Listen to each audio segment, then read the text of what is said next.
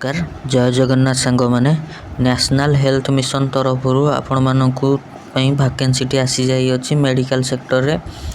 एवं ये वैकेंसीटी रहिबो दिल्ली किंतु ऑल इंडिया कैंडिडेट एलिजिबल से किसी असुविधा नहीं आपण मैंने समस्ते अप्लाई करें। तो चलतु देखा वैकेंसी रे कौन केमती रोचे आपण मैंने देखिपे जे integrated district health society south east district office of the chief district medical officer सब लिखाई एड्रेस विषय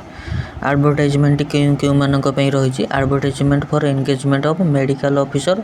ऑक्सिलरी नर्स मिडवाइफरी जो मैंने ANM pharmacist and lab technician एवं ये वैकेंसीटी रहिबो कॉन्ट्रैक्चुअल बेसिक रे। चलतु पोस्ट केतेटी कौन अच्छी देखीदबा। पोस्ट रोचे मेडिकल ऑफिसर पे 10टी पोस्ट रोचे, ऑक्सिलरी नर्स मिडवाइफ पे रोचे 15टी पोस्ट और फार्मासिस्ट पे रोचे 10टी पोस्ट और लैब टेक्नीशियन पोस्ट रोचे 5टी post. The engagement is purely contractual basic रे एंगेजमेंट हम एवं पूरा तार वर्षटे तो धीरे धीरे आपण मैंने जानी जे से रिन्यू चले किंतु प्रथम कॉन्ट्रैक्चुअल बेसिक वर्षे ही रही।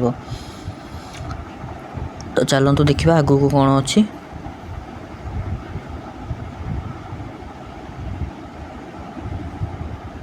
देखो ये गोटे information the cut off age qualification experience etcetera will be last date of receiving the application 29/10/2024 भितर आप एप्लिकेशन टी पठेदेबे एवं एप्लिकेशन टी केमिति पठेबे ना स्पीड पोस्ट माध्यम रे पठेबे। तो आप पठेदेले सी जाकि सेठी रिसीव हम तापर से मैंने आपन को इंटरव्यू पे डाकिबे। तो कौन कौन सब दरकार हो पारे डॉक्यूमेंट्स जोड़ा आप अटैच करी पठेबे 10वीं श्रेणी मार्कशीट और सर्टिफिकेट +2 मार्कशीट और certificate graduation marksheet and degree जो थे आप डिप्लोमा इन फार्मेसी की जो डिग्री आप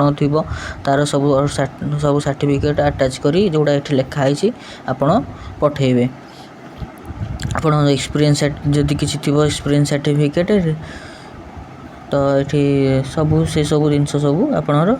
आउ जो रेजिस्ट्रेशन थी आप पठे पारे। ऑल इंडिया कैंडिडेट ए एलिजिबल रे कहीं दिल्ली वैकेंसी तो दिल्ली रे ऑल इंडिया कैंडिडेट एलिजिबल रहती और जदि आपणकर किसी जो सर्टिफिकेट कास्ट सर्टिफिकेट थी अटैच करी पठेबे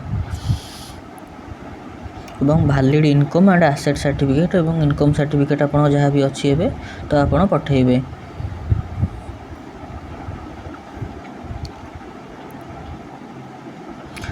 आसतु देखा कौन क्वालिफिकेशन रोचे मेडिकल ऑफिसर पे सैलरी रो 71,550 टंका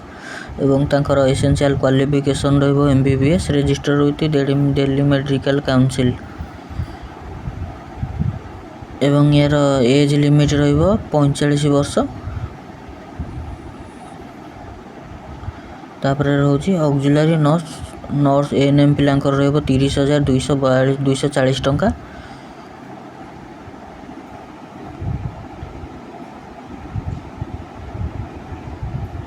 देखो से किसी मेंशन नहीं ANM course from recognised institute university diploma in multipurpose health worker female register with Delhi nursing council as ANM multipurpose health worker female.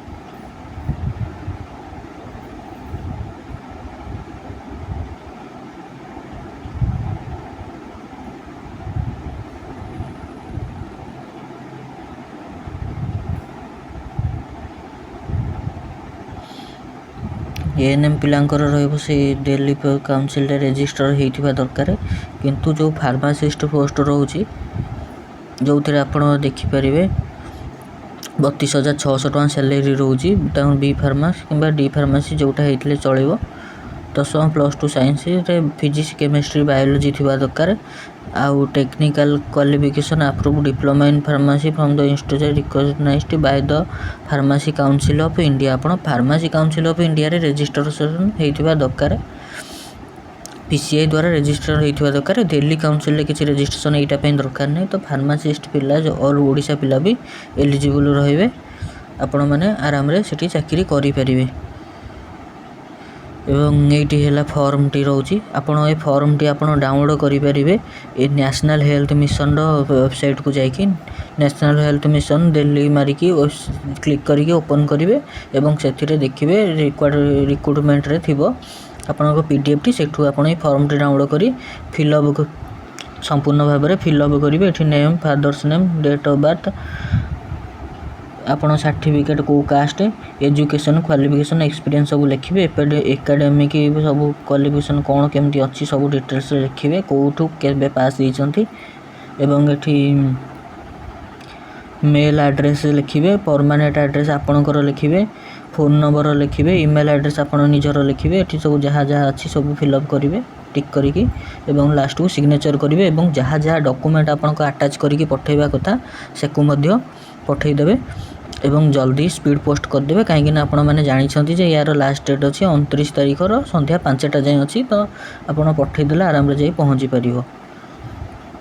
तो आपड़ जो मैंने फार्मासिस्ट पिला मोस्टली जी देखा से मैंने एलिजिबल तो फार्मासिस्ट पिला माने ही ए पोस्ट रे जल्दी अप्लाई कर दिंतु आउ जो मैंने कहीं pharmacist all India candidate eligible अच्छी तो आपण मैंने आराम रे पठेले एलिजिबल हो पारे। आशा करुँची जे इनफॉरमेशन टी आपको भल लगी। धन्यवाद।